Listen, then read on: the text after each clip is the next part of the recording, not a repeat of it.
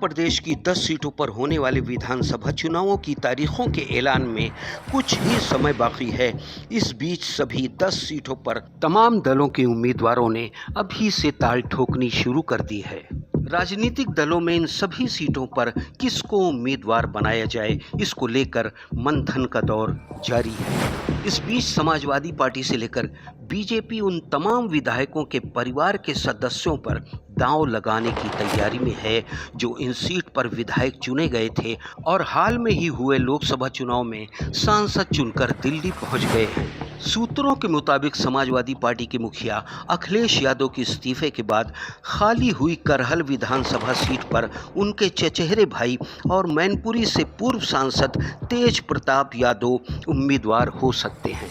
वहीं कानपुर के सीसामऊ सीट से सपा के विधायक रहे इरफान सोलंकी को सजा होने के बाद इस सीट पर भी सपा सोलंकी परिवार पर दांव खेलने की तैयारी में है, जिसके लिए अखिलेश यादव ने अपनी सहमति भी दे दी है। अयोध्या जिले के मिल्कीपुर सीट से विधायक रहे अवधेश प्रसाद के बेटे भी सपा के टिकट से अपने पिता के सांसद बनने के बाद ताल ठोकते हुए नजर आएंगे। वहीं कटहरी विधानसभा सीट उपचुनाव में मौजूदा सपा सांसद लालजी वर्मा की बेटी छाया वर्मा ने भी चुनाव में लड़ने के संकेत दे दिए हैं। ये सीट लालजी वर्मा को लोकसभा चुनाव में जीत मिलने के बाद खाली हुई थी।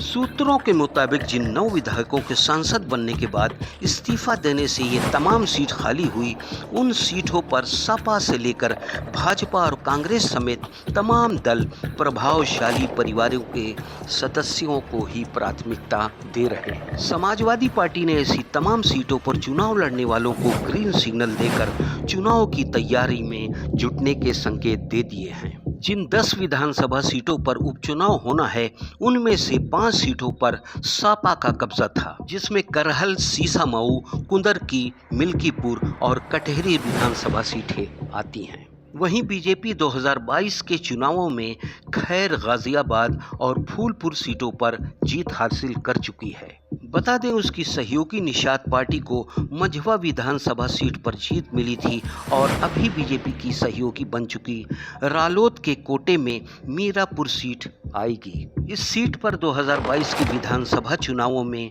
रालोद जीती थी। जिन सीटों पर उपचुनाव होना है, वहां सपा की रणनीति सामने आने के बाद खबर है कि बीजेपी भी अपनी जीती हुई सीटों पर उन परिवार पर दांव लगा सकती है जो चुनकर संसद पहुंच गए हैं या इलाके के प्रभावशाली परिवारों से ताल्लुक रखते हैं। Bureau report, the leader Hindi.